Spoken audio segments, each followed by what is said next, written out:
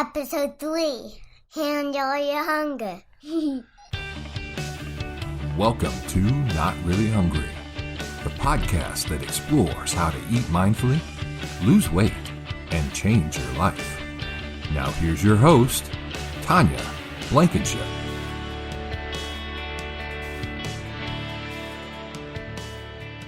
Hello, everybody. Welcome to episode 3. Today, we're digging into the number one habit of the core 4 called Handle Your Hunger.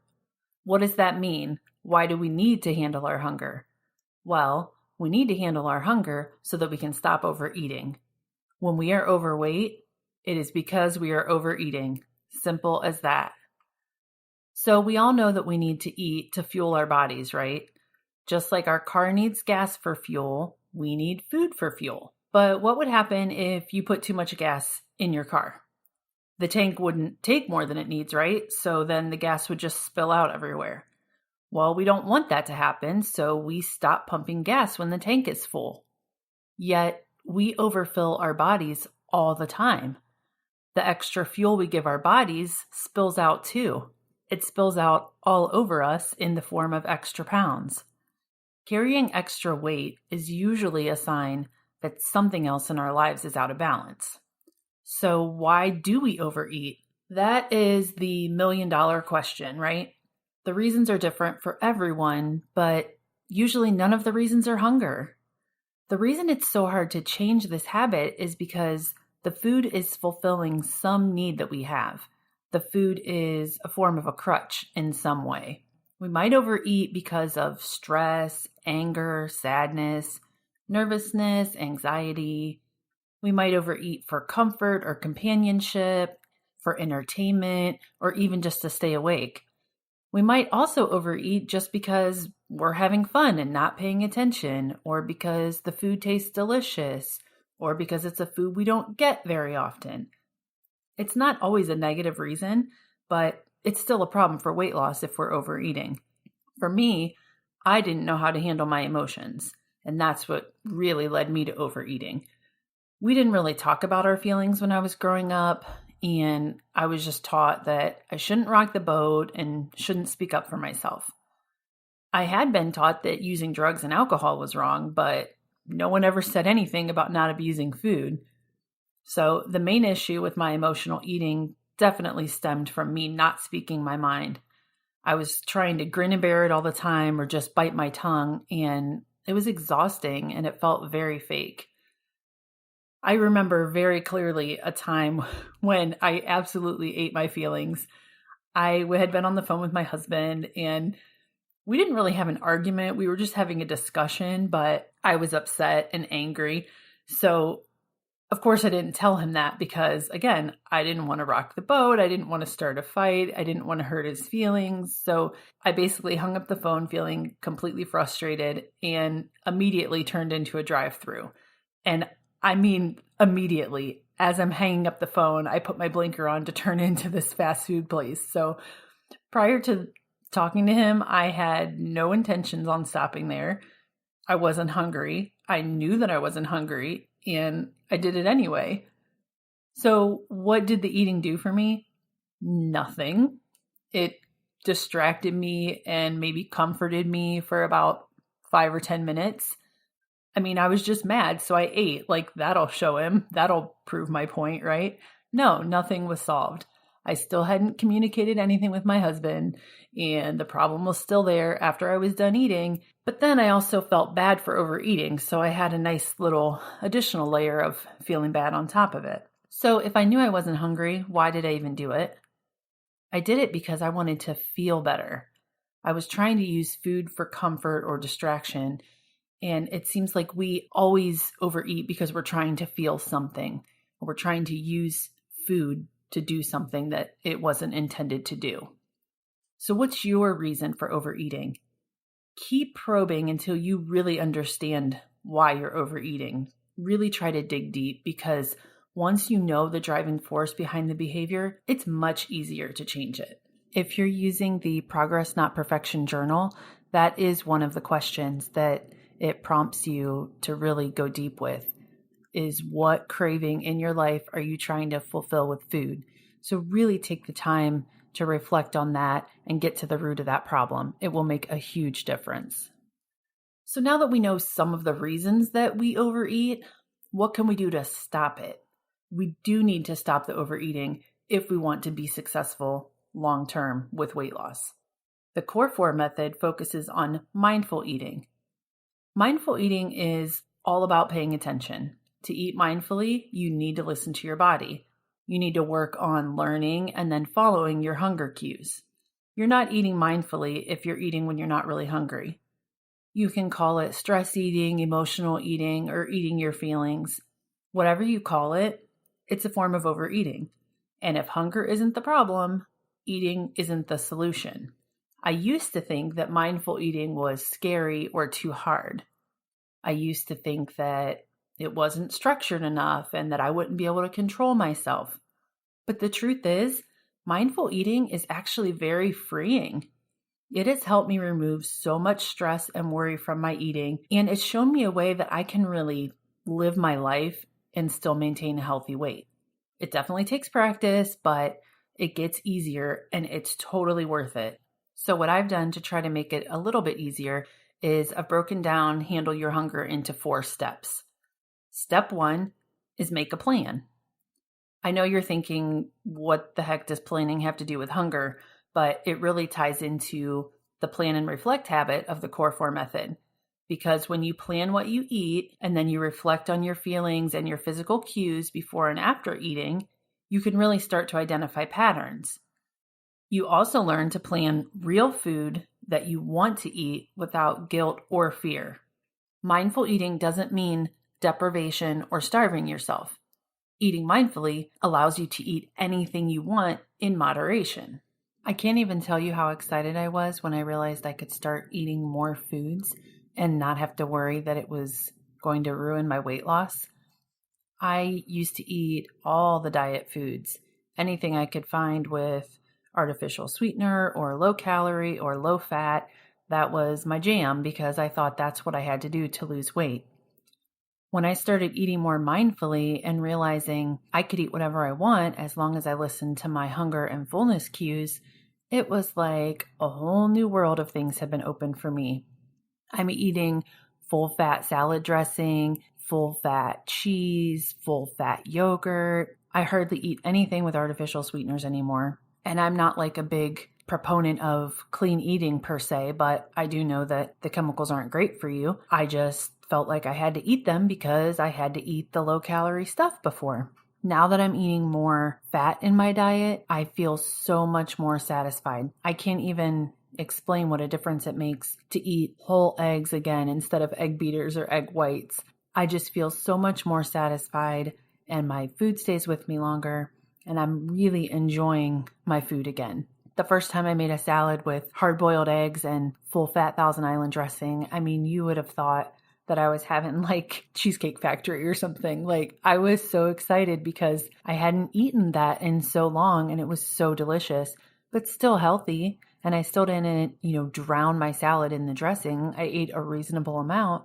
But the point is, that's not what was causing my weight problems. Having creamer in my coffee or using full fat dressing or something like that.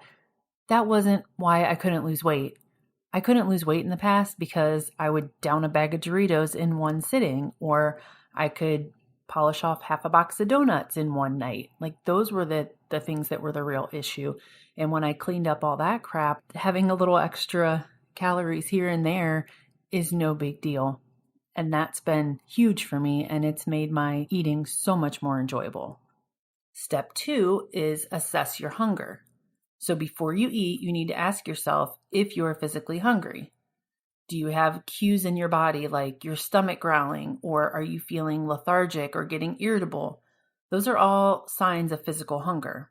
If you don't have any physical symptoms though, and you're just feeling stressed or upset, then it's not time to eat. It's time to take a break and process your feelings, even if it's just for 2 minutes. If you have time to eat, then you have time to process your feelings. Just face the emotion. Why do you want to eat? And what problem are you trying to solve?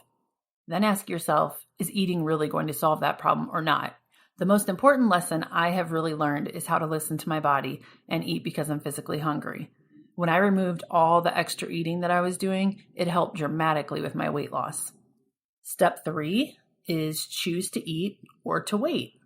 So after you've assessed your hunger, then it's time to decide, am I going to eat or not? If you're physically hungry, you have 2 choices. You can eat your planned food or you can wait till your next meal. That's it. No need to be stressed or anxious or worried. It's up to you, but it depends on your circumstances. So let's say you've determined that you are hungry, but you know your lunch break is in 30 minutes. Then maybe you should just wait it out and just be okay with being a little bit hungry. You're not going to starve and it's not an emergency, and this isn't your only chance to eat for the entire day. So if you tell yourself that, no, hey, my lunch is in a half an hour, no big deal, I can wait. But if you're starving or hangry and you still have hours to go until your next meal, then yeah, you should probably eat. It doesn't matter what time it is. It doesn't matter if you got hungry sooner today than yesterday. If your body is asking for food, then you should listen. Once you do eat, you need to try to eat without distractions. Stop multitasking and just focus on your meal. Sit down and really pay attention to what you're doing. We can all afford 10 minutes to tune out the world and tune into our bodies. That's really all the longer it usually takes to eat our meals. It's hard to tell if you're satisfied or full if you're eating while you're working, surfing social media, or watching TV. How many times have you been doing something else while you were eating and then all of a sudden the whole bag of chips was gone? Or you finished eating, realized you had eaten all of it, and then said, oh, I feel terrible. I'm so full. I shouldn't have eaten so much. When you're eating mindlessly, that happens all the time. It's totally easy. So that's why we really want to tune into what we're doing and focus on our meal and how our bodies are feeling. The other thing we need to do is eat slowly. Studies show that it takes our brain like 20 minutes to realize that we're full. But like I just said, most people finish their food in like 10 minutes or less. So obviously, if you're already done eating by the time your brain realizes you're full, then it's too late to do anything about it. So the goal is just to eat slowly. I'm not saying you need to take 20 minutes to eat, but just slow down and give your brain a chance to catch up. Step 4 then is assess your fullness level. So while you're eating, keep checking in with your body to see how it's feeling. Again, the goal is to be satisfied, not stuffed or sick. Since our brains don't always know when we're full, you've got to check in with yourself over and over. If you think you might be done, you probably are. So then just stop eating, wait 10 minutes and see. If you still feel slightly hungry, then just eat a little bit more. This is going to take practice, and you will probably overeat tons of times before you find that sweet spot, but just stick with it. Keep track of how you feel so that you can learn from each meal. If you're using the Core 4 Planner, there is a spot on your daily planning pages for the Handle Your Hunger section, so you can record all of those thoughts and feelings and hunger cues that you have so that you can learn from them. If you don't have the Core 4 Planner, don't worry about it. Just jot the information down in whatever notebook you're using to keep track of your stuff. After you're completely finished eating, then stop and assess again. How do you feel? Are you comfortable or are you stuffed? Do you wish you would have stopped sooner, or do you feel like you could still eat a little more? Then 10 or 20 minutes later, ask yourself if you feel any differently. That's a really good measure to tell you if you feel completely stuffed 20 minutes after your meal, then you know that you need to stop eating a little bit sooner. But if you're not paying attention and keeping track of those things, then you won't have that data to give you the feedback. While you are learning, it's completely natural to worry about being hungry or being hungry later if you don't eat enough. But if you are, so what? Then you can just eat again. There's no rules about how often you should be eating. I remember just being terrified of being hungry. When I was losing my weight before years ago, I would always have snacks planned, and I don't think I ever let myself really feel hunger because I would have breakfast, a morning snack, lunch, afternoon snack, dinner, evening snack. It was like I never let my body have a chance to tell me it was hungry. So when I started trying to eat more mindfully without actually tracking points or tracking calories, I didn't even know what it felt like to be hungry. So that did take some practice, and that did take some getting over my anxiety about it and, worrying that I would overeat and worrying that I would get hungry. I don't know why I was so scared of getting hungry because, again, it's like, so what? If you get hungry, you eat. Big deal, right?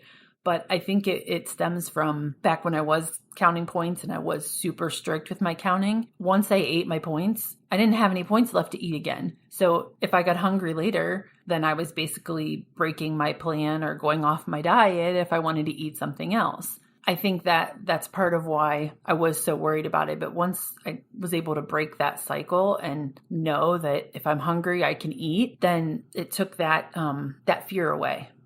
So to help you assess your hunger and your fullness levels, you can also follow the Core 4 hunger scale. It's really easy to fall back into that habit of mindless eating. So the hunger scale helps because it keeps you conscious of what you're doing. It reminds you to check in with your body and gives you some cues to look for. So the Core 4 hunger scale ranges from a -4, which is hangry, up to a +4, which is when you feel sick. And then 0 is your baseline. You really want to try to avoid the extremes on the hunger scale whenever possible. If you are at a 0 on the hunger scale, then you're just neutral. You're not hungry or satisfied from eating. You might not even feel that there's food in your stomach. As you start to get hungry, you will drop into the negative numbers on the scale. A -1 is slightly hungry and a -2 is really hungry. You really want to eat when you're at a -1 or a -2. You'll be thinking about food and your stomach will probably start growling. If you don't eat, you're going to drop even lower on the scale to that extreme zone of -3, which is starving, or -4, which is hangry. If you wait for a -3 or a -4, it just sets you up for more struggles than necessary because physically you will feel like crap. Emotionally, you might start feeling like eating is an emergency. You might get to the point where you're so hungry that you feel like you would eat anything and throw your plan completely out the window. We've all been there, right? Like for whatever reason, you don't get to eat at your planned time. And before you know it, you're like shaky and have a headache and just feel awful. And you're just basically like, put something in my face. I don't care what it is, right? So that's the danger zone that we want to try to avoid. On the flip side, though, as you start eating, you'll move up into the positive numbers on the scale. Number 1 is satisfied and number 2 is full. And again, you would want to stop eating when you're at a 1 or a 2 at the most. You'll feel like you've had enough to eat, you won't be feeling the hunger pains anymore, and you don't eat so much that you're uncomfortable. When you stop at satisfied, you should be able to go out and take a walk without feeling uncomfortable. For me, I think of it as, would I be able to go out and run around the yard with my son? And if so, then that's probably the appropriate level. If you keep eating, you move further up the scale and you move into number 3, which is stuffed, and number 4, which is sick. Eating to a level 3 or 4 will likely leave you feeling miserable. You might be tired or bloated or uncomfortable. You probably will feel like your pants are getting too tight and maybe you need to undo the button, right? So the problem with level 3 and 4, aside from the physical uncomfortableness that you'll have, is that those levels often bring on shame or guilt as well. And we definitely don't want that. We don't want to have any negative feelings associated with our food anymore if we can help it. So we touched on this a little bit, but how do you know if you're eating too much or too little? Your stomach is the best measuring device. It goes with you everywhere and it adapts as your needs change. Did you know that you might need different amounts of food on different days? I had no idea, but apparently this is totally normal. So when we try to force ourselves to have the exact same amount of food every day, our bodies are not getting what they need. This totally leads to us feeling hungry, frustrated, deprived, and often leads to us quitting because we start feeling like there's no way I can stick to this because I'm starving, right? I used to measure literally every single bite that went in my mouth, and it was exhausting. I felt like it was what I had to do because I didn't know another way, and I felt like I couldn't trust myself, and I wasn't in touch with my body or my hunger levels at all. Now, I do think measuring can be valuable in the beginning, and as we're learning portion control for different foods and things like that, I just don't think it's something that we should have to do forever. And I don't think it's something that we should have to be so strict with because, again, our bodies tell us when we've had enough. The thing that has been really mind-blowing to me is that now that I'm listening to my body and using my body to tell me when I'm full, I'm eating smaller portions of things than when I was measuring. Because when I would measure out my food and I knew that was it, that was all I could have, you better believe I was eating every bite of it. It didn't matter if I got full or not because that was my portion. That was what I had. And if I didn't eat it, I might get hungry later and then I wouldn't have any points for more food. And, you get the gist. Like, it was just all about fear that I couldn't trust myself, fear that I would get hungry and then get cranky. I mean, there was just so much fear surrounding it. It was crazy. So I really want to help you learn to trust yourself and trust in your ability to learn this new skill. You don't need an app to tell you when to eat or how much to eat. You just have to be willing to be open to the idea of connecting to your body. It will take practice for sure, but you absolutely can do it. And I'm telling you, it is so freeing to believe that you can do it.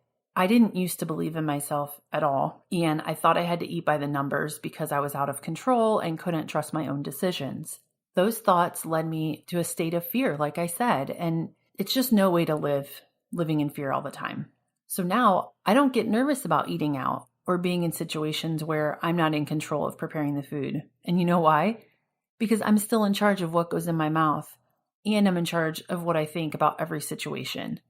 So now, anytime I start to think that I can't do something, I stop and tell myself, no, actually I can. Actually, I can listen to my body and stop when I've had enough. Actually, I can follow my hunger scale in any situation. Actually, I can eat my splurge without wrecking my entire week. Actually, I can pick out my favorite items and skip the rest.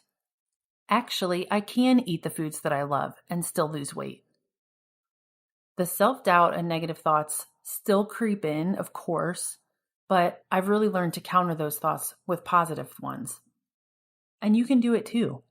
You need to tell yourself good things and remind yourself that those negative thoughts are not true. Remember, to really handle your hunger, you need to manage your mind. Now is your time to figure this out. It doesn't matter if you've tried a million diets and failed. I did too.